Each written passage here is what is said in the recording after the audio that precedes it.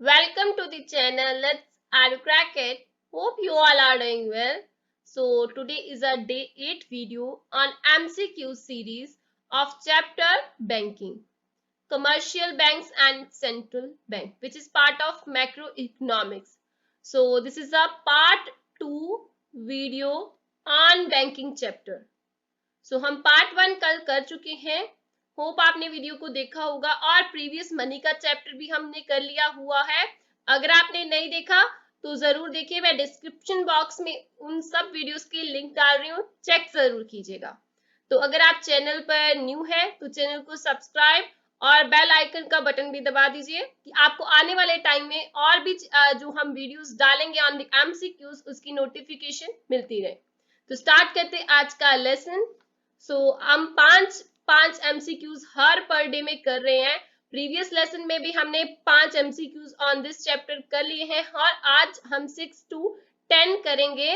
और हर per day में हम हर एक डे में 5 एमसीक्यूज जरूर कर रहे हैं कि पेपर दिसंबर में होने वाले पेपर तक हमारे बहुत सारी एमसीक्यूज हो जाए और हर टाइप का क्वेश्चन ला रहे हैं हम, विद असर्शन रीजन, स्टेटमेंट का क्वेश्चन और जो एमसीक्यूज के नॉर्मल क्वेश्चंस हैं। और आपके कंसेप्चुअल क्लैरिटी के लिए हर क्वेश्चन को हम विद एक्सप्लेनेशन एक्सप्लेन कर रहे हैं और हर टॉपिक चैप्टर का कवर कर रहे हैं कि आपकी पूरी रिवीजन भी हो जाए। अगर आपने चैप्टर को थॉरली रिवाइज नहीं किया तो आपकी वो रिवीजन भी साथ साथ होती चलेगी। तो स्टार्ट करते हैं आज का फर्स्ट क्वेश्चन। और question number 6 from banking chapter, profit of the banks is known as. तो ये प्रॉफिट कहां से आ गया? बैंक्स को प्रॉफिट भी होता है। बैंक का जो प्रॉफिट होता है अब उसको बोलते क्या है? हमने प्रीवियस लेसन में, प्रीवियस जो बैंकिंग का लेसन था पार्ट 1 में, हमने डिस्कस किया था बोरिंग रेट के बारे में, लैंडिंग रेट के बारे में, स्प्रेड नहीं किया था। बोरिंग रेट में क्या ऐसा कुछ था कि ये बैंक का प्रॉफिट है या लैंडिंग रेट में प्रॉफिट था? क्योंकि बैंक जो है लैंडिंग करता है, पैसे उधार देता है, लोन देता है लोगों को, उससे उसको कमाई होती है, लेकिन क्या उससे उसको प्रॉफिट होता है? क्या उससे उसको प्रॉफिट होता है? अभी बोरिंग के रिगार्डिंग हमने कल डिस्कस किया था। बोरिंग जो है बैंक किसी और बैंक से भी कर सकता है, जरूरी नहीं लोगों से जो पैसा लिया वो उसको जो इंटरेस्ट देता है वही बोरिंग रेट होता है। जो आगे इंटरेस्ट जो लेता है ना किसी से, अगर बैंक को जरूरत पड़ी वो लोन लेता है, सेंट्रल बैंक से ही चाहे लिया या किसी और बैंक से लिया, वो भी बोरिंग रेट ही होता है उसके लिए। क्लियर? अभी देखिए ध्यान से, बोरिंग रेट और लेंडिंग रेट के बारे में तो हमने प्रीवियस वीडियो में डिस्कस किया था, लेकिन स्प्रेड क्या है अभी? क्या स्प्रेड कुछ ऐसा है प्रॉफिट के रिगार्डिंग? जी, स्प्रेड ही बोलते हैं प्रॉफिट को बैंक्स के, लेकिन ये स्प्रेड है क्या? हमारा आंसर स्प्रेड हो जाता है। अगर आपको आंसर पता होता है तो आप वीडियो को पॉज करके अपना आंसर साइड में जरूर लिखिएगा और इससे आपकी रिवीजन भी हो जाएगी कि जो आपने सोचा है क्या वो सही है।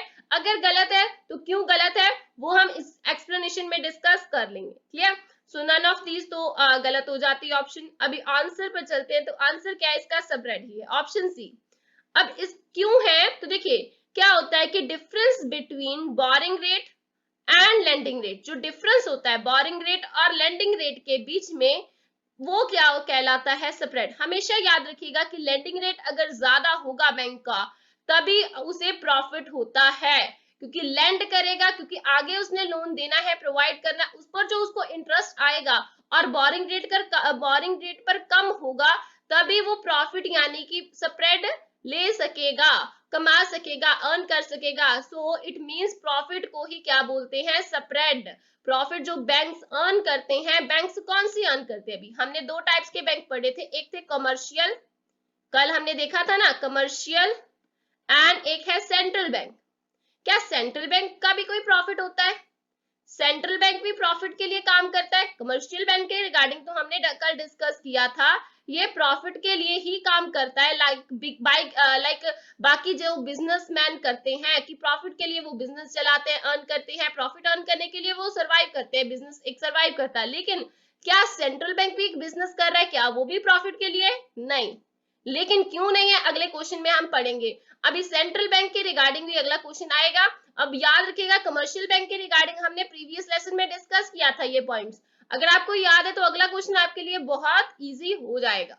सो now moving to the next question number 7। This is the bank which operates in public interest without any profit. अभी जो की पॉइंट्स होते हैं, जैसे मैंने पहले भी बोला था आपको कि एक क्वेश्चन को जब आप पढ़ते हो, पेपर पॉइंट ऑफ व्यू से बता रही हूँ कि जब आप क्वेश्चन को पढ़ते हो, क्योंकि क्वेश्चन पढ़ते टाइम आपको माइंड में भूल जाता है कि पीछे जो वर्ड था वो क्या था, जो इसके की वर्ड्स होते हैं आप उसको अंडरलाइन कीजिए, वो आपके लिए हेल्पफुल रहेंगे। आगे आप जब आप ऑप्शंस पर जाते हो तो आपके माइंड में वो कीवर्ड रहेंगे, जैसे इसमें कीवर्ड है public interest without any profit. अभी ये बैंक कौन सा बैंक जो पब्लिक इंटरेस्ट के लिए विदाउट एनी प्रॉफिट, कौन सा ऐसा बैंक है जो पब्लिक इंटरेस्ट के लिए विदाउट एनी प्रॉफिट? आरबीआई है, स्टेट बैंक ऑफ इंडिया है, कैनरा बैंक है या इलाहाबाद बैंक है? अभी इनके बारे में हमने कल डिस्कस किया था कि ये बैंक कौन से हैं, ये है कमर्शियल बैंक। ये तीनों क्या है? Commercial banks. और कमर्शियल बैंक का मोटिव क्या होता है? कमर्शियल बैंक का मेन एम क्या होता है? अर्न करना, क्या? To earn profit. लेकिन यहाँ पर क्या बोल रहे हैं कि ये बैंक ऑपरेट करता है, चलता है for the public interest without any profit. तो बिना प्रॉफिट के क्या ये बैंक चल पाएंगे? कमर्शियल बैंक है ये, क्या चल पाएंगे? नहीं चलेंगे। तो ये गलत हो जाएंगे, हमारा answer reserve bank of India हो जाता है। तो रिजर्व बैंक ऑफ इंडिया जो है कौन सा बैंक है? आरबीआई, यानी कि reserve bank of India central bank है। क्या है ये? सेंट्रल बैंक है। अब बैंक दो टाइप के होते हैं, जैसे मैंने प्रीवियस क्वेश्चन में भी आपको बताया और प्रीवियस लेसन में भी बताया, बैंक दो टाइप के है, सेंट्रल बैंक और रिजर्व बैंक ऑफ इंडिया। आगे भी और टाइप्स होते हैं, फाइनेंशियल इंस्टीट्यूशंस होते हैं वो भी, लेकिन बैंक बैंक का ही एक टाइप है निकलकर, लेकिन वो कमर्शियल बैंक नहीं होते। उनके रिगार्डिंग भी आगे क्वेश्चन करेंगे और इसके बारे में हमने पहले भी डिस्कस किया था मनी के चैप्टर में थोड़ा सा पार्ट, लेकिन आगे डिटेल में विद क्वेश्चन एमसीक्यूज के क्वेश्चन के साथ इस टॉपिक को और भी अच्छे से डिस्कस करेंगे। क्लियर? तो अभी रिजर्व बैंक ऑफ इंडिया कौन सा बैंक है? सेंट्रल बैंक है। तो सेंट्रल बैंक एक कंट्री का क्या करता है? ऑपरेट करता है इन public interest without any profit, बिना किसी प्रॉफिट के चलता है। तो वो क्या पब्लिक के लिए चलता है? जी पब्लिक के लिए ही चलता है, लेकिन वो काम किसके साथ करता है? कमर्शियल बैंक्स के साथ ही डील करता है। डील वो कमर्शियल बैंक के साथ करता है, लेकिन चलता वो पब्लिक इंटरेस्ट के लिए है। अगर आपको याद हो कि जब हमारा जब कोरोना आया था, कोरोना के टाइम पर रिजर्व बैंक ने बहुत सारा लोन प्रोवाइड किया था लोगों को अपना बिजनेस स्टार्ट करने के लिए। तो वो तब फाइनेंशियल क्राइसिस में कौन उठकर आया था? रिजर्व बैंक ऑफ इंडिया उठकर आया था। तो क्यों आया था? For the public interest. Clear? So public interest के लिए, बिना किसी प्रॉफिट के लिए वो ऑपरेट करता है, लेकिन with the help of commercial bank उनको आगे वो ऑपरेट करता है कमर्शियल बैंक्स को, इस हिसाब से वो चलता है with the help of commercial banks. Clear? लेकिन जो मेन बैंक है रिजर्व बैंक ऑफ इंडिया है, यानी कि सेंट्रल बैंक के अंडर कमर्शियल बैंक काम करते हैं, चलते हैं। क्लियर? नाउ इसका आंसर देखते हैं। आंसर इसका रिजर्व बैंक ऑफ इंडिया ही है। एक्सप्लेनेशन पढ़िए जरा। अभी कमर्शियल बैंक का मेन एम, जैसे हमने टोटली प्रीवियस वीडियो से ही किया हुआ क्वेश्चन हमने ऑलरेडी कर चुके क्वेश्चन है इसमें से, कि कमर्शियल बैंक का मीनिंग क्या है। मेनली कमर्शियल बैंक का एम क्या है? To earn profit. For this they offer a variety of services, वो वैरायटी ऑफ सर्विसेज ऑफर करते हैं कस्टमर को। अभी इसकी जो हमने यहाँ पर एग्जांपल्स लिखी हुई हैं, state bank of India, Canara bank, Allahabad bank, ये मैंने कल भी बताया था कि ये तीनों क्या है, ये और भी है ये, लेकिन क्या है? ये पब्लिक बैंक है। ये क्या है? पब्लिक गवर्नमेंट बैंक है। गवर्नमेंट बैंक है जिन्हें हम बोलते हैं। लेकिन जो प्राइवेट बैंक है, क्या उसको भी हम कमर्शियल बैंक बोलेंगे? जैसे HDFC, axis bank and other और भी है, तो क्या उनको भी हम कमर्शियल बैंक बोलेंगे? जी, वो भी कमर्शियल बैंक ही है। गवर्नमेंट बैंक चाहे हो चाहे प्राइवेट बैंक हो, वो भी कमर्शियल बैंक के अंडर ही आते हैं। क्लियर? लेकिन these are the government banks, SBI, Punjab national bank, Allahabad bank, Canara bank and these are the examples of commercial bank. Clear? So whereas, अभी देखिए, अब पेपर में कंफ्यूज करने के लिए आपको और भी ऐसे पूछा जा सकता है कि अगर एचडीएफसी लिख दिया या कुछ और लिख दिया कि क्या वो कमर्शियल बैंक है, तो आपका आंसर क्या होगा? Yes, these are commercial banks because they are earning to their main aim is to earn profit. Clear?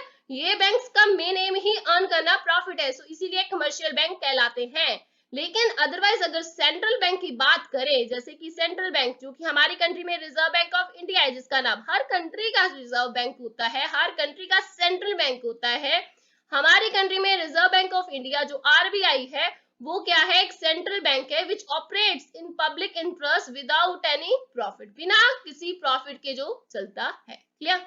तो हर कंट्री में जो सेंट्रल बैंक होता है वो बिना प्रॉफिट के लिए पब्लिक इंटरेस्ट में ही चलता है। ये ऑलरेडी हम डिस्कस कर चुके हैं कि हर एक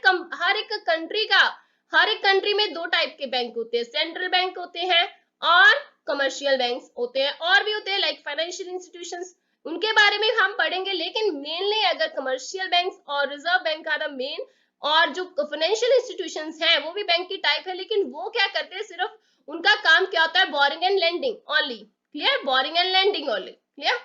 तो now moving forward to the next question, number 8 of this video. So question, deposits which are repayable by the bank on demand and bank do not pay any interest on these account. अब deposits कौन से which are repayable by the bank on demand and bank do not pay any interest on these accounts. अब bank on demand, on repayable on demand कौन से हैं, deposits, and bank do not पे interest. हमने इस ऐसे questions का छोटा सा पार्ट, अगर आपने प्रीवियस वीडियोस को ध्यान से देखा है मनी की और बैंकिंग की, बस छोटा सा पार्ट ही डिस्कस किया था, लेकिन इन डिटेल हम इन वीडियोस में डिस्कस करेंगे इनको। तो क्या है ये इसका पार्ट, डिपॉजिट्स कौन से हैं जो बैंक ऑन डिमांड यानी कि रीपेबल किए जाते हैं ऑन डिमांड अगर कोई मांगे उसी टाइम बैंक को वो डिपॉजिट देना पड़ेगा, बैंक के पास डिपॉजिट किया है बैंक को उसी टाइम देना पड़ेगा, और bank do not pay any interest on it, और बैंक कोई इंटरेस्ट भी पे नहीं करता इन पर। अब देखिए, अगर आपको याद हो हमने डिमांड डिपॉजिट के बारे में डिस्कस किया था ऑलरेडी, मनी के चैप्टर में डिमांड डिपॉजिट के बारे में डिस्कस कर चुके हैं हम। और ये जो है अब इसमें वर्ड आ रहा है repayable bye the bank on demand, जब भी डिमांड की गई पब्लिक के द्वारा तो बैंक ने रीपे कर दिया, तो क्या ये डिमांड डिपॉजिट ही है? अभी अगर सोचे तो क्या ये डिमांड डिपॉजिट है? थोड़ी देर के लिए ऑप्शंस को साइड में रख दीजिए, क्या ये डिमांड डिपॉजिट ही है? जी, लग तो ऐसा ही रहा है। तो बैंक डू नॉट पे on any interest on it, क्या डिमांड डिपॉजिट पे कोई इंटरेस्ट नहीं पे किया जाता? जी बिल्कुल, डिमांड डिपॉजिट पे कोई इंटरेस्ट पे नहीं किया जाता। लेकिन आप कहेंगे कि क्या ऐसा कैसे हो गया? देखिए क्या होता है कि जो डिपॉजिट्स होते हैं तीन टाइप्स के होते हैं, एक होते हैं डिमांड डिपॉजिट्स एंड दूसरे होते हैं सेविंग डिपॉजिट्स एंड तीसरे होते हैं फिक्स्ड डिपॉजिट या टाइम डिपॉजिट। क्लियर? तो ये तीन टाइप्स के होते हैं। लेकिन आप बोलेंगे कि डिमांड डिपॉजिट, सेविंग डिपॉजिट ये क्या चीज है? अब ये सेविंग डिपॉजिट जो डिमांड डिपॉजिट का एक और नाम बोलते हैं, हम क्या बोलते हैं उसे, करंट अकाउंट डिपॉजिट्स। अब इसको करंट अकाउंट डिपॉजिट भी बोला जाता है डिमांड डिपॉजिट को, तो करंट अकाउंट डिपॉजिट भी बोला जाता है इसको। और सेविंग डिपॉजिट क्या है, इसके रिगार्डिंग भी आगे क्वेश्चन आएगा, तब मैं डिटेल में बताऊंगी। अभी इसका मतलब कि डिमांड डिपॉजिट को अगर करंट अकाउंट डिपॉजिट भी बोला जाता है, अब की ये कंफ्यूजन तब दूर होगी जब हम लास्ट क्वेश्चन करेंगे सेविंग वाला। इस वीडियो का आज का लास्ट क्वेश्चन करेंगे सेविंग वाला। इन दोनों में फिर डिफरेंस क्या है, इन दोनों में क्या डिफरेंस है? फिर मेनली डिमांड डिपॉजिट ये भी तो हम सेविंग में, जो हमारे सेविंग अकाउंट में पैसा होता है वो भी हम तब कभी भी बैंक में जाएं तो वो हमें दे देते हैं। तो इसमें और इसमें डिफरेंस क्या है? करंट अकाउंट डिपॉजिट बिजनेसमैन के लिए होता है, करंट अकाउंट डिपॉजिट किसके लिए होता है? किसी भी बिजनेस पर्पस के लिए होता है। कोई भी बिजनेसमैन अगर अकाउंट खुलवाता है वो कौन सा खुलवाता है? करंट अकाउंट खुलवाता है। और अगर normal person for house hold purpose अगर कोई अकाउंट खुलवाता है वो क्या होता है? सेविंग अकाउंट होता है। लेकिन ये टाइम डिपॉजिट भी एक चीज होती है, इसके बारे में हम ऑलरेडी एक वीडियो में कर चुके हैं। क्लियर? और इन डिटेल हम आज करेंगे इसके रिगार्डिंग। तो देखिए इसका फिर आंसर क्या हो जाएगा, deposits which are repayable by the bank on demand and bank do not pay any interest. अभी इसका मतलब क्या है कि बिजनेस पर्पस के लिए जो करंट अकाउंट है, डिमांड डिपॉजिट है, उस पर क्या है, बैंक कोई भी इंटरेस्ट प्रोवाइड नहीं करता बिजनेसमैन को, वो उसमें पैसा जमा करवाता है और कोई पैसा उसको इंटरेस्ट एज इंटरेस्ट नहीं देता बैंक। तो इसका आंसर हो जाएगा करंट अकाउंट। और ये आंसर करेक्ट हो गया, ये गलत हो गया, ये भी गलत हो गया और ये भी गलत हो गया। अब देखिए कंफ्यूज करने के लिए हमारे पास ऑप्शन में देखिए, ध्यान से देखें, अगर आपके कंसेप्चुअल क्लैरिटी है तो आपका सीधा आंसर आपको पता होना चाहिए। इसमें कंफ्यूज करने के लिए ऑप्शन में देखिए फिक्स डिपॉजिट भी डाला है और करंट डिपॉजिट भी, करंट अकाउंट भी डाला है और सेविंग अकाउंट भी डाला है और बी और सी भी लिख दिया। बी और सी दोनों को कंफ्यूज करने के लिए, क्योंकि दोनों के फीचर दोनों के आपस में मैच करते हैं थोड़े बहुत, तो थोड़े बहुत मैच करते हैं लेकिन डिफरेंस भी है इनमें, वो हम लास्ट जब सेविंग का क्वेश्चन करेंगे उसमें डिस्कस करेंगे। क्लियर? तो दोनों ऑप्शंस डाली है आपको कंफ्यूज करने के लिए, लेकिन आपके माइंड में कंसेप्चुअल क्लैरिटी होना बहुत जरूरी है कि ये वो वाले डिपॉजिट, अगर डिमांड पूछ रहा है बैंक के की डिमांड डिपॉजिट हैं जो bank do not pay any interest, जिस पर इंटरेस्ट नहीं पे किया जाता। तो नंबर वन, एक तो हमें पता है कि इंटरेस्ट बिल्कुल पे नहीं किया जाता करंट अकाउंट पर जो बिजनेस पर्पस के लिए होते हैं। दूसरा, ये डिमांड डिपॉजिट है, हाईली डिमांड डिपॉजिट है, चाहे तो कितनी बार भी बैंक में जाए बिजनेसमैन, एक दिन में कितना भी पैसा बोले वो निकलवा सकता है। क्लियर? Without any restrictions. अभी मैंने थोड़ा सा हिंट भी दे दिया आपको कि डिफरेंस के रिगार्डिंग। क्लियर? अब आगे चलते हैं, मूविंग फॉरवर्ड इस आंसर। तो इसका आंसर जो है करंट डिपॉजिट ही है, ऑप्शन बी ही है, देखिए। क्लियर? सो नाउ इसके एक्सप्लेनेशन पढ़ते हैं। तो करंट अकाउंट डिपॉजिट और डिमांड डिपॉजिट, इसके दो नाम है, याद रखिएगा, करंट अकाउंट डिपॉजिट, और ऑप्शंस में मैंने सिर्फ करंट अकाउंट डिपॉजिट लिखा था, डिमांड डिपॉजिट इसीलिए नहीं लिखा था कि पेपर में भी ऐसा हो सकता है टू कंफ्यूज यू कि आपको एक ही नाम लिखा गया है। अब हमेशा याद रखिएगा कि जिस भी चीज के एक से ज्यादा नाम है उनको याद जरूर रखिएगा। पेपर में ऐसा हो सकता है आपको कंफ्यूज करने के लिए उन्होंने और भी नाम लिख दिए। क्लियर? तो डिमांड डिपॉजिट और current deposit, two are the same deposits which are repayable by the bank on demand. Clear? Such deposits are generally maintained by the businessman. ये डिपॉजिट कौन मेंटेन करता है? Businessman, with the intention of making transactions with such deposit. तो ये deposit क्यों रखता है? Transactions को करने के लिए। क्लियर? सच डिपॉजिट्स के लिए। तो they can be drawn upon by the checks without any restriction. अभी इस बात को ध्यान में रखिएगा, वो ड्रॉ कर सकता है चेक विदाउट एनी रिस्ट्रिक्शंस, किसी भी रिस्ट्रिक्शंस के साथ वो ड्रॉ कर सकता है चेक्स को। और bank do not pay any interest on these accounts, bank जो है कोई भी इंटरेस्ट नहीं पे करता ऑन दीज अकाउंट्स। रैदर, अभी देखिए, rather bank impose service charges, bank बजाय कि इंटरेस्ट पे करने के लिए इंटरेस्ट नहीं पे करता है, इंटरेस्ट पे करने की बजाय वो क्या करता है, बैंक सर्विस चार्जेस उस पर करता है इम्पोज। और for running these accounts, in accounts को चलाने के लिए बैंक क्या करता है, फिक्स चार्जेस रखे होते हैं उन्होंने कि इतने पैसे लगेंगे। अब आपको अगर पता हो कि इसकी लिमिट होती है करंट अकाउंट की 25,000 से स्टार्ट होकर, और भी जितने भी हम लिमिट बढ़ा लें, एक बिजनेसमैन बढ़ा सकता है, 25 is the minimum limit which a businessman has to pay, कि वो डिपॉजिट को निकलवा नहीं सकता, उस 25,000 को फिक्स रहता है उसके अकाउंट में एज अ चार्ज। क्लियर? तो और भी ऐसी चीजें होती है चार्जेस, और जो with a specific time period businessman को इन दीज अकाउंट्स पे करने पड़ते हैं। Clear? Now moving to the next question number 9 of this video उस this chapter. These are the deposits which do not enjoy checkable facility and carry a high rate of interest. अब सोचिए कौन सा ऐसा deposit है जिस पर ही already हम एक वीडियो में डिस्कस कर चुके क्वेश्चन है, क्वेश्चन नहीं, ऐसे ही कंटेंट से हमने उठाया है क्वेश्चन, ऑलरेडी हम मनी के चैप्टर में कर चुके हैं, अगर आपको याद हो तो। These are the deposits which do not enjoy checkable facility, जो चेकेबल फैसिलिटी नहीं एंजॉय करते, and carry a high rate of interest, और इंटरेस्ट भी उनको हाई रेट ऑफ इंटरेस्ट मिलता है। ये कौन से ऐसे डिपॉजिट हैं? डिमांड डिपॉजिट है क्या? डिमांड डिपॉजिट तो अभी हमने किया ना, वो क्या कौन से डिपॉजिट है? वो करंट अकाउंट डिपॉजिट, और इनको क्या नहीं मिलता, they do not pay any interest, इनको इंटरेस्ट तो मिलता ही नहीं है। तो ये हाई रेट ऑफ इंटरेस्ट मिलता है इनको, carry a high rate of interest, और चेकेबल फैसिलिटी बिल्कुल भी नहीं मिलती, do not allow, do not enjoy chequable facility. अभी देखिए डिमांड डिपॉजिट में तो चेकेबल फैसिलिटी होती है ना, देखिए यहाँ पर लिखा हुआ है यहाँ पर chequable facility, this can be withdrawn by cheques without any restriction. तो चेकेबल फैसिलिटी डिमांड डिपॉजिट में नहीं होती, ना ही हाई रेट ऑफ इंटरेस्ट होता है, बिल्कुल इसके ऑपोजिट है। तो इसका मतलब डिमांड डिपॉजिट तो गया, तो इसके कुछ फीचर्स इसके साथ भी मैच करते, तो ये भी गया। तो ए और सी वाली ऑप्शन तो फिर से निकल जाती है, तो बची कौन सी, टाइम डिपॉजिट। तो ये हमारा आंसर हो गया। सो दिस इज द आंसर। लेकिन अभी आंसर क्यों है, टाइम डिपॉजिट क्या होता है? अभी टाइम डिपॉजिट का एक और नाम है। टाइम डिपॉजिट को हम क्या बोलते हैं, और हम क्या बोल सकते हैं इसको, फिक्स्ड डिपॉजिट, एफडी बोलते हैं शॉर्ट फॉर्म में, फिक्स्ड डिपॉजिट। अभी टाइम डिपॉजिट और fixed deposit are the same thing, ये दोनों सेम है, these are the same thing.